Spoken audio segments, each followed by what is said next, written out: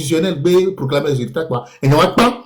Donc, Amérique, il n'y a pas de parce que il avait le deal pour être Premier ministre, un deal que Ford et Machiavel en personne n'allait jamais lui donner. Il lui faisait des promesses, il le faisait miroiter pour essayer de casser l'opposition et de pouvoir avoir le contrôle sur les manifestations de l'opposition. Et c'est comme cela se passait. Donc, il y avait toujours des taupes qui étaient avec nous. Et moi, mais de mes poches journal indépendant Express, Agboimo était mon ami.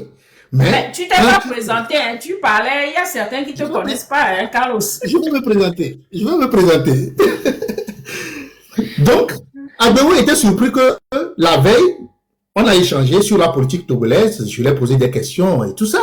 Et le lendemain, à la une de mon journal, c'est lui qui a attaqué. Je l'ai critiqué.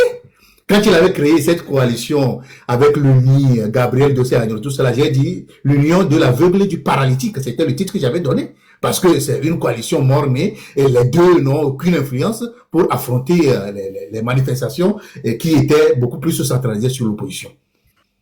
Donc, la situation politique a évolué dans les années 2012 jusqu'à 2015. Donc, vous allez comprendre aujourd'hui pourquoi moi, dans la même posture jusqu'en 2020, j'ai dit Agboimo ne peut jamais être une solution pour l'alternance au Togo. Moi, je l'ai clairement dit, je l'ai assumé, je l'ai critiqué, je l'ai attaqué jusqu'au bout, de bout en bout.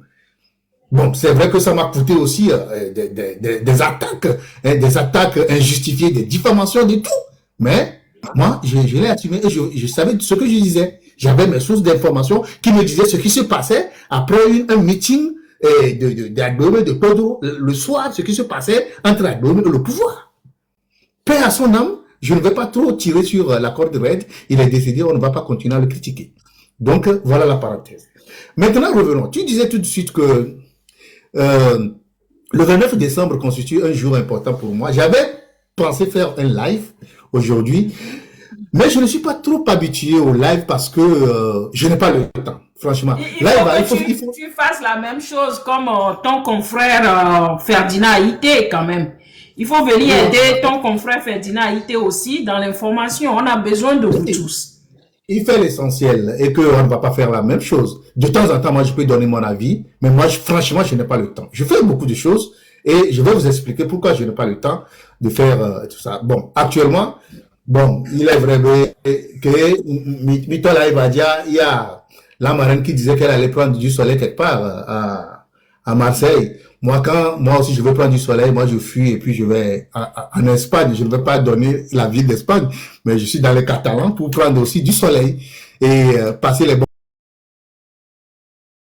Puis je vais en Espagne. Je ne vais pas donner la ville d'Espagne, mais je suis dans les Catalans pour prendre aussi du soleil et passer les tropical un peu qui est. Tu as quitté précipitamment. J'ai une position assez non, c'est le 29 décembre qu'on vous avait. Voilà, je te laisse parler de ça, s'il vous plaît. Le 29 décembre 2020, l'année a été très mouvementée parce qu'il y avait le Covid. Et la première personne décédée de Covid, c'était un journaliste, il s'appelle Dominique Alizou. Lui, il assumait sa position vis-à-vis du pouvoir. C'est-à-dire qu'il était un journaliste du pouvoir, assumé sans hypocrisie. Et il défendait. Bon, ça c'est clair. Donc il n'y a pas de débat. Mais malheureusement, il est décédé et il est le premier. Ça a été vraiment une honte nationale parce que on l'a vu traîner des vidéos qui, franchement, quand on est humain, paix à son âme, c'est effarant de voir quelqu'un demander de l'aide dans une culotte. Ah oh, mais va sauver là. Ah oh, mais va sauver là. Mais va sauver là. Et le coup.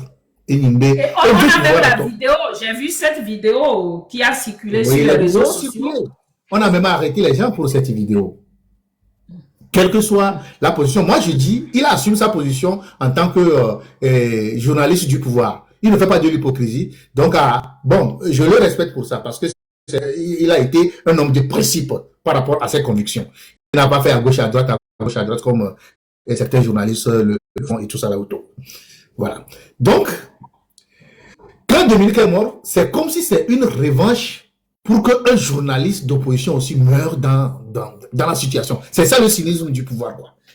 Et à partir de 2020, grand-mère, on les guettait, il y avait des journalistes, on voulait que d'autres journalistes tombent dans le panneau de Covid. Et puis, vous savez, il y a eu des gens qui sont morts de Covid de façon vraiment artificielle. Hein. Et non, mais chaque coup, on avait Covid, là, mais chaque coup, on avait Covid. Finalement, on ne savait pas si c'est Covid ou bien c'est autre chose. Donc, il y a eu beaucoup de morts. Donc, c'est une année qui avait été très tendue. Et moi, j'ai souvent des inspirations sur ce qui peut arriver ou ce qui peut m'arriver. Et j'ai connu une année 2020 très riche, mais aussi très tendue pour moi. Je me disais, même au niveau de la rédaction, que année 2021, mais là, elle lance 2020. C'est comme cela que je réagissais. Et voilà, le journal indépendant Express avait le vent en poupe, hein, et j'avais monétisé déjà en 2020 mon journal, où les gens en Europe devaient monétiser, payer 1 euro avant de lire les articles, qui étaient des articles phares et tout ça là, qui allaient jusqu'à 35 000 vues, 20 000 vues et tout, quoi, tout ça. Donc j'étais en avance, je faisais même déjà des podcasts en 2020 sur la situation politique et tout, mais c'était beaucoup plus classique comme une chaîne de télévision et tout. Et la goutte d'eau qui a débordé le vase, je ne vais pas aller dans les détails, c'est que j'ai écrit un article d'investigation sur le vol de cuillères. Les cuillères en or. Ministre, cuillères dorées. Cuillères dorées. Aujourd'hui, même mon avocat que je salue de passage, ne connaît pas il connaît de lui-même, mais ce n'est pas moi qui lui ai dit. Parce que il a échangé avec le procureur à l'époque, qui lui a dit, comment elles aussi peuvent faire ça. Et lui, il avait l'information. Ils avaient les informations. Donc, que personne ne me demande le nom des personnes qui ont volé les cuillères de riz. Depuis là, je demande, depuis 2020, je te pose cette question, tu ne réponds pas. J'ai fait quelque chose sous serment de ne jamais parler de ça, parce que ça a failli me coûter la vie, et ça m'a créé un traumatisme irréparable à ce jour. Donc, je ne vais pas revenir là-dessus. Donc, à partir de... Nous, quand on publie, on sort le journal, on finit le bouclage. Le bouclage, ça veut dire que nous avons fini la mise en page et tout, le journal devait partir à l'imprimerie. On mettait un extrait du journal sur le site internet de l'Indépendant Express, qui est toujours là, hein. Le site n'est pas fermé, j'ai toujours le site. Et indépendantexpress.net. On mettait un petit extrait et on monétisait la suite. Donc, tu cliquais, tu payais avant de lire la suite. Donc, on a mis le premier paragraphe de l'article. En l'espace de minuit à 2 heures du matin, on avait déjà près de 10 000 personnes qui ont lu l'article. Et c'était indépendant. Moi, je suis rentré à la maison, à partir de 3 heures, 4 heures, il y a des journalistes qui m'appelaient, des confrères m'appelaient, des ministres m'appelaient pour me dire, mais c'est qui a fait ça? Tout le monde voulait savoir ceux qui ont volé les cuillères. Mais moi, j'avais déjà fait le recoupement. Un journaliste, quand il a une information en investigation, tu dois faire le recoupement. Et on dit souvent en journalisme, je ne vais pas donner des cours, source unique, source nulle. Ça veut dire que si tu ne vas pas poser la question à une seule personne, dire que voilà, est-ce que quand tu es la personne dit voilà mon avis et tu vas dire que voilà, tu as l'information. Non. J'ai fait l'école supérieure de journalisme de Lille, je vais me présenter tout de suite, donc je sais ce que c'est que l'investigation et le rôle et le recoupement journalistique. Source unique, source nulle. Il faut poser la question au moins à 3 personnes. Peut-être à la personne présumée ou incriminée qui aurait volé la cuillère, au lieu de vol de cuillère et aux témoins et même aux autorités politiques qui devaient être concernées par ce scandale. Donc, j'ai fait toutes ces démarches et avec des menaces, on dit si tu sors ça là, on va te finir avec toi. Ça, c'était des menaces. Et moi, j'aime bien quand on me dit si tu le fais, j'aime bien ça quoi. Non, allez, tu vas voir ce qui va t'arriver. Et je le fais pour voir ce qui va arriver. Ah oui, ce qui devait arriver arriva. À 5 heures, et le journal sort le lundi comme aujourd'hui, et les mardis, c'était jour de repos pour mes journalistes. Donc, moi, je viens au bureau pour faire les dossiers administratifs, signer les trucs, là, prendre les contrats de publicité et tout. Ben, j'étais au bureau de midi à 14 heures. Je quitte le bureau à 14 heures, le temps d'arriver à Radio Pyramide. Je devais aller voir mon rédacteur en chef là-bas, Richard Aziagé. Ben, il y a certains de mes employés qui m'appelaient de l'hôtel pour me dire que ben, il y a des éléments, ils sont venus avec 5 voitures, ils me cherchent partout. Et j'ai compris qu'il y avait quelque chose. J'ai activé ma caméra sur mon téléphone à mon bureau. Mais quand j'ai activé la caméra, je les ai vus. Mon hôtel était proche de mon bureau. Ils s'agitaient autour de mon bureau. Heureusement, je venais de partir. Et ils ne m'ont pas vu. Et j'ai continué, voilà, moi aussi, mon jeu de cache-cache avec eux. Et dans le convoi de la gendarmerie à l'époque, vous imaginez, il y avait des journalistes. Il y avait des journalistes qui m'appelaient. Ah, Carlos, il y avait des contre-colis dedans, tout ça là, où on parlait contre-colis. Oh, Gata Gassé, Abalo, oh, Nyabamayo, ça, c'était pour me localiser. Donc, ils étaient avec les gendarmes et ils m'appelaient pour que je puisse décrocher, pour qu'ils puissent me localiser et garder le coup jusqu'à venir m'arrêter. J'ai compris ça parce que, bon, voilà, on a des outils, et à l'époque, il n'y avait pas encore l'intelligence artificielle, mais on a des outils pour pouvoir détecter tout ça. J'ai tourné jusqu'à 18 heures. J'ai dit, ben, il y avait le Covid. Il y avait le Covid. Le couvre-feu, c'était à 21h30. Donc, tout le monde devait rentrer à la maison avant 21h30.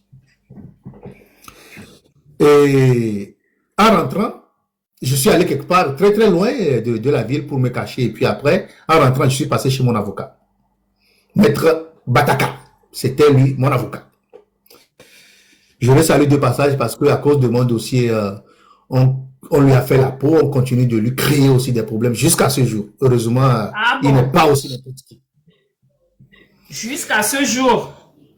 Ouais. Donc, vous imaginez, je vais le voir, je dis, maître, depuis le matin, il y a des gens qui sont en train de me chercher partout et tout. Il dit, attends, je vais appeler certaines personnes. Il a appelé certaines personnes, il dit, ah, ton ami là, aujourd'hui on l'a eu, hein, on va l'arrêter. Hein. Ah, ben ça c'est sûr. Ah, tu ne peux rien. C'est que les gens étaient contents. Et puis, j'avais tellement beaucoup de personnes qui étaient contre moi. Et Ayassor était contre moi. Et Germain Meba était contre moi. Julie Béguédou était contre moi. Et plein de gens. Parce que j'avais gâché les affaires de beaucoup de personnes avec des articles et tout. Donc, tout ce monde-là, ils voulaient ma peau. Et ils étaient fiers que c'était fini pour moi. Bon. Je vais essayer d'être plus court. Maître Bataka dit, Carlos, rentre chez toi à la maison pour qu'ils vont t'arrêter à la maison. Ça, c'est sûr. Mais va à la maison. Sinon, quand tu tentes de t'enfuir ou de traverser la frontière, ils vont t'abattre. Après dire que, voilà, Carlos a été abattu dans une histoire de, voilà, de complot, d'autres choses. Quelque chose, ils vont inventer, voilà un motif. Donc, rentre à la maison. J'avais un ami qui était à Djatoto, un Onanti tous les jours, qui nous quoi. Je le salue de passage, je ne vais pas donner son nom. Donc, je l'ai appelé, c'est lui qui est venu et il était à côté de moi. Et à 21h30, quand je rentrais à la maison, ils ont vu mon phare comme ça, là. J'ai vu. Bon, entre-temps, ils ont appelé un de mes journalistes, mon responsable commercial. Et ils lui ont dit, ben, votre article là, c'est bon, hein, on voulait faire l'abonnement du journal et tout. Et où êtes-vous?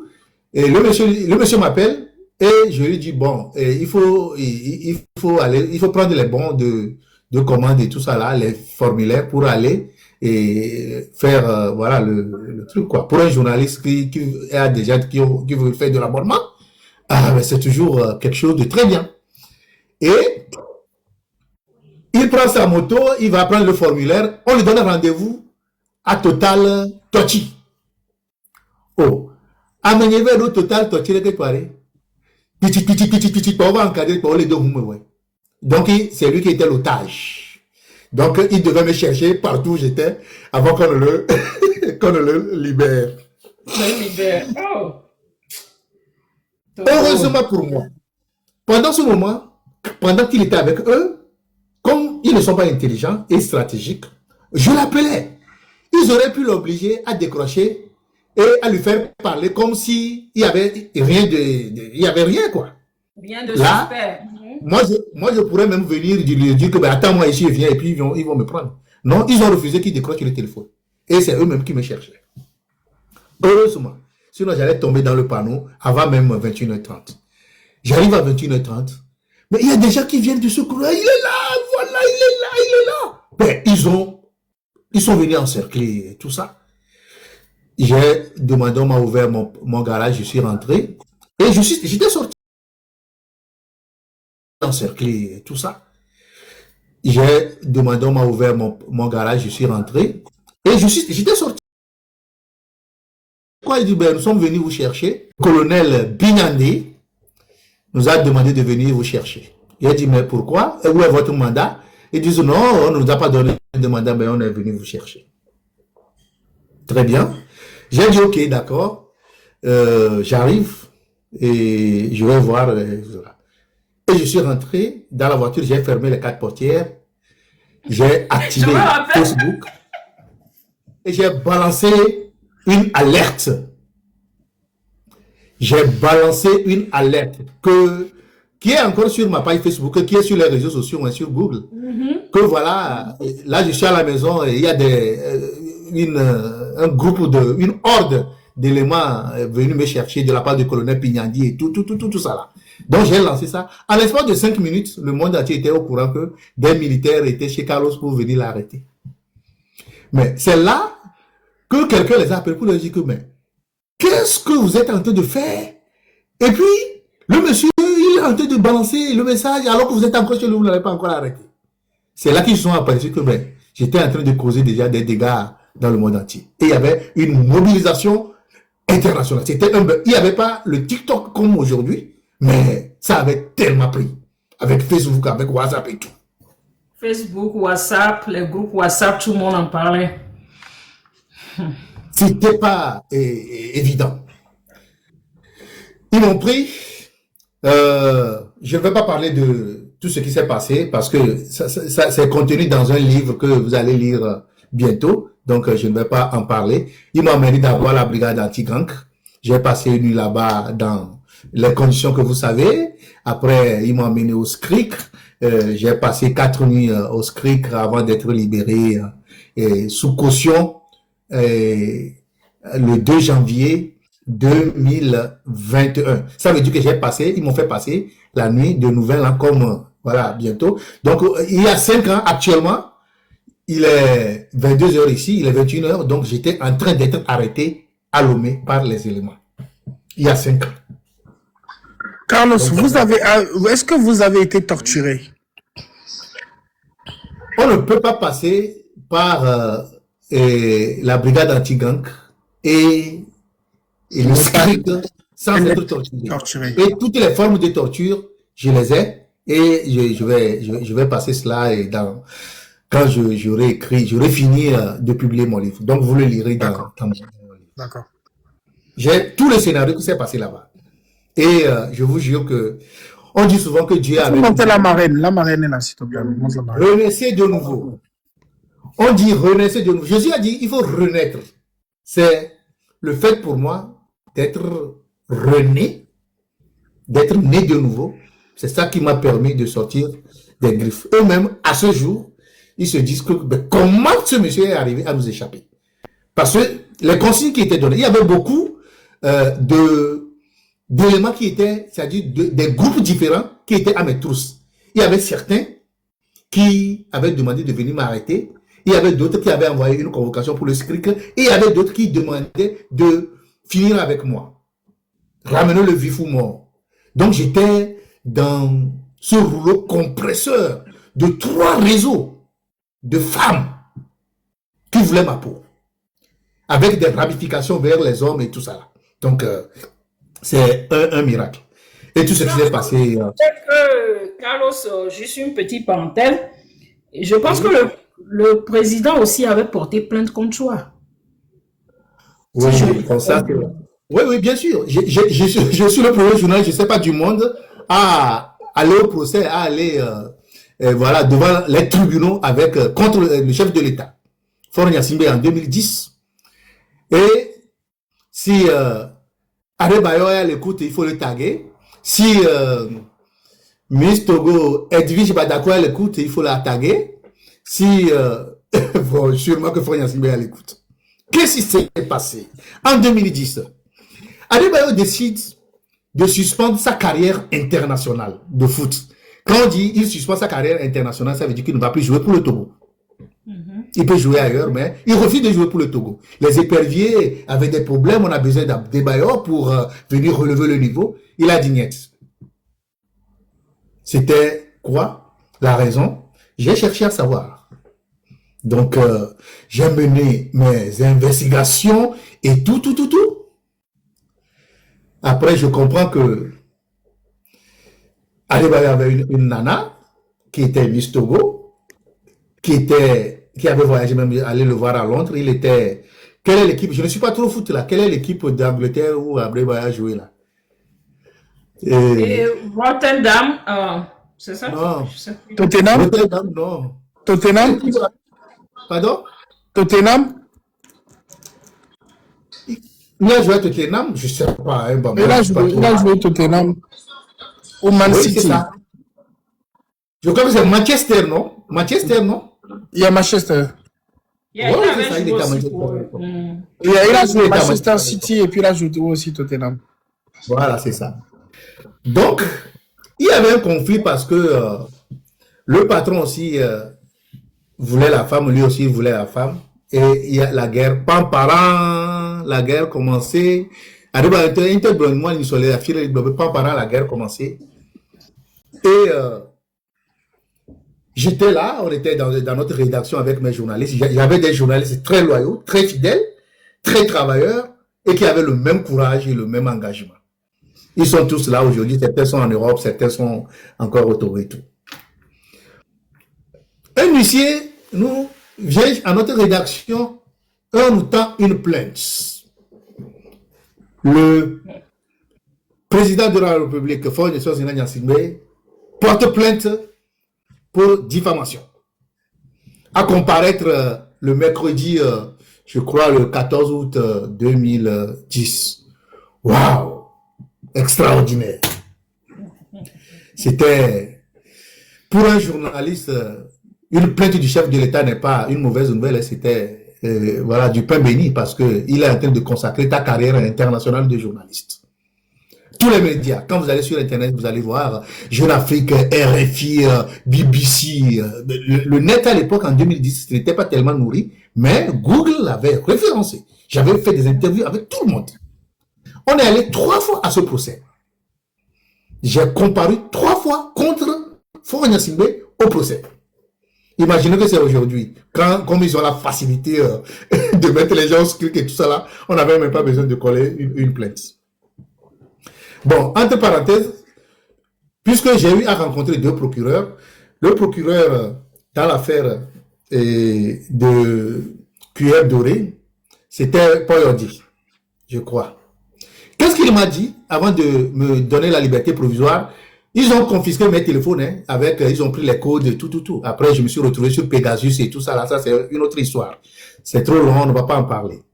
Donc, il m'a dit que Carlos, devant Maître Azibli, qui m'avait accompagné parce qu'elle était trésorière de la Ligue togolaise des droits de l'homme, dont j'étais membre du bureau.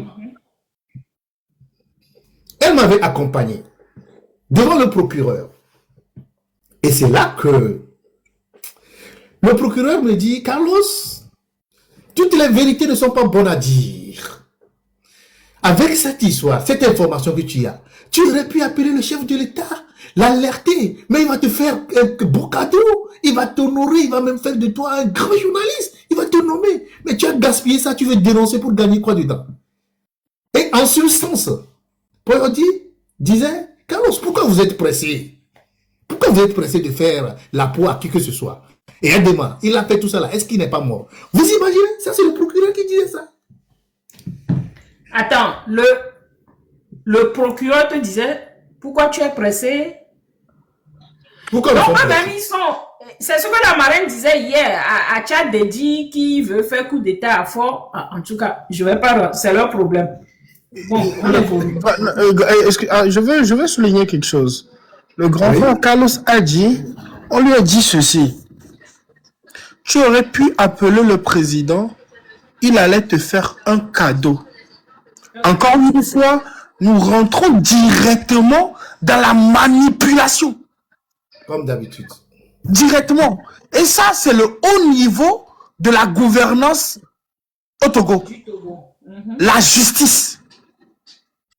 La manipulation. On veut même manipuler le journaliste qui a pour mission d'informer. Merci. Continuons. Maître Azibli est témoin. Elle est là encore, avocat. Je la remercie de passage parce que de bout en bout, quand on m'a libéré, c'est elle qui m'a ramené à la maison, dans sa voiture et tout, avant que voilà tout le soir se passe. Et vous imaginez quand j'étais au script, Yes. il y avait Okay. une cellule. Il y avait une cellule qui avait été mise en place. Parce qu'on me posait des questions musclées. On faisait des interrogatoires de 22h à 4h du matin. Musclés. Dans une chambre climatisée. Ça, c'est côté torture. Hautement climatisé. Et quand on me posait des questions, j'étais tellement à l'aise, j'étais dégourdi. Hein. Moi, rien ne me crée voilà quoi, du stress, rien ne me bouscule pour que je sois paniqué et perdre le contrôle. Ils étaient même surpris de me voir totalement à l'aise, malgré tout ce qu'ils m'infligeaient. Ils me posaient des questions, je répondais aux questions. Toutes les questions journalistiques, le code de la presse, le code de déontologie, les lois, les articles et tout ça là, ils me posaient les questions et puis moi je répondais tranquillement. Et quand ils arrivaient à la limite de certaines questions qu'ils posaient, ils faisaient une pause. Et la pause consistait à aller reprendre et avoir d'autres questions difficiles dans une équipe, pas une équipe, mais une cellule qui avait été créée, qui travaillait dans une villa dans le service CRIC, composée de la gendarmerie, de certains membres de la HAC et de certains journalistes dont je ne vais pas citer le nom. Donc c'est eux qui étaient là, qui donnaient d'autres questions, pièges aux agents des renseignements pour revenir me coller avec ces questions, afin que je puisse succomber et qu'on puisse m'accuser directement que voilà, je suis tombé dans la diffamation. Des journalistes togolais, ils sont là aujourd'hui. Voilà. Entre-temps, on avait lancé une campagne où ils disaient Carlos a fait ci, Carlos a fait ça, tout ça, comme ils ont l'habitude de le faire, quoi, et tout ça. Mais le plus triste, à l'époque de cette campagne, quand moi j'étais encore au script, le plus triste, c'est Jean-Paul Omolou. Jean-Paul Omolou, à l'époque, parce que il était avec Agbeomé, il était nommé ambassadeur d'Agbeomé en Suisse, et comme moi, j'ai attaqué Agbeomé, c'était une belle occasion pour lui d'avoir ma peau. Il a allumé sa caméra, il a consacré 35 minutes pour raconter des choses qui n'avaient rien à voir avec moi, comme si c'était un film. Je ne sais pas où il a trouvé cette ingéniosité. Parce que j'ai fait Radio Canal FM, j'aurai l'occasion de le dire, et quand ils étaient dans les luttes estudiantines, moi, comme j'ai l'expérience de la lutte estudiantine, les étudiants venaient chez moi pour s'enquérir des stratégies afin de continuer la lutte sur le terrain. Quand lui, il était le président du CUB. Mais lui, je ne l'ai pas rencontré parce que il y avait d'autres personnes plus indiquées qui devaient me rencontrer, avec qui je parlais.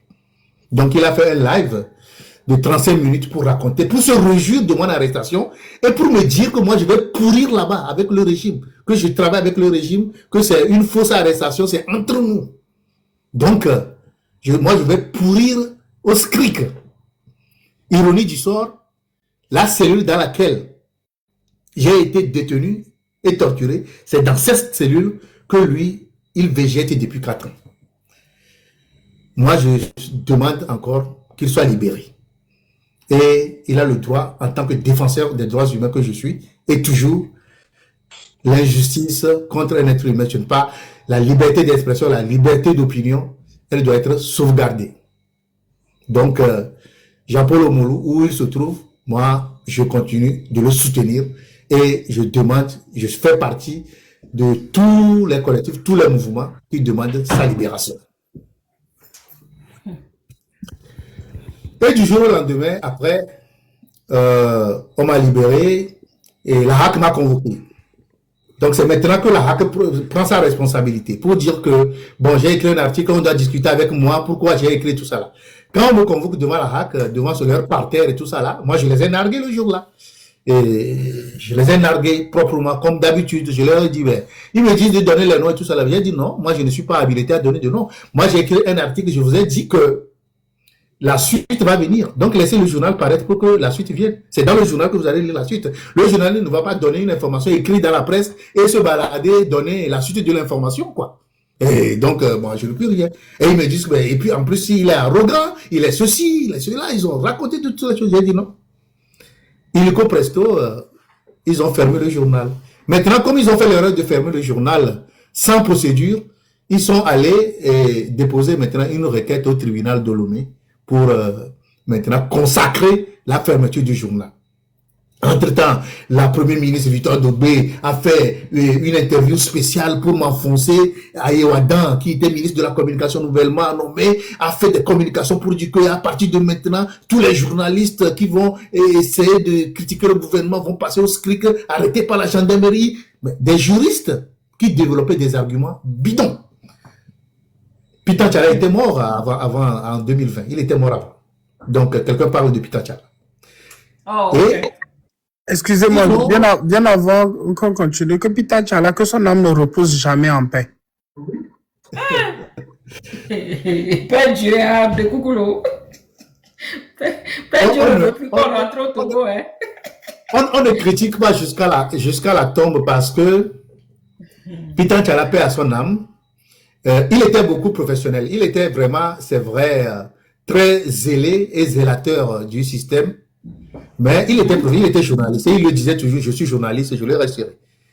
Et il me disait toujours que Carlos, je ne suis pas d'accord avec ce que tu écris, mais j'aime la façon dont tu l'écris. J'aime ta plume. Je l'adore. Et je le partage avec mes amis que voilà, il a écrit un article. Et chaque fois quand j'écris, il m'appelle pour me féliciter, pas pour le fond, mais pour la forme. Parce que je me suis donné la peine d'apprendre en tout cas. Je me suis donné la peine d'apprendre. Ça, si je veux parler un peu de moi, je me suis donné la peine, moi, ma folie. J'ai la boulimie de la connaissance du savoir. J'ai la boulimie. Pour moi, jusqu'à ce jour, je continue d'apprendre. Pour moi, je peux abandonner tout le reste, tout le bien matériel pour mettre dans les livres, dans les ordinateurs, dans les connaissances. Au CE2, je me suis lancé le défi de lire toute la Bible. J'en ai lu jusqu'à un niveau. Et à partir de CM1, CM2, mon Afrique, là, j'ai bûché tous les tests. À partir de 6e et 5e, la littérature française avec les auteurs de la comédie française, Molière, Racine, Corneille, Boileau, La Fontaine et tout ça, j'ai eu à lire beaucoup d'extraits qui sont restés aujourd'hui dans ma tête. À partir... Carlos, on va prendre une petite pause pour ceux qui viennent de se joindre à nous. C'était spécial, la santé mentale des Togolais, quel est l'impact des réseaux sociaux, de la dictature sur nous. Donc, notre invité spécial, en fait, c'était Carlos, mais comme d'habitude, il n'est jamais disponible, mais j'apprécie qu'il a fait l'effort de se joindre à nous après. Et on a la marraine Mawaba qui est ici, elle est avocate, et j'aimerais avoir son point de vue, pas seulement sur le côté santé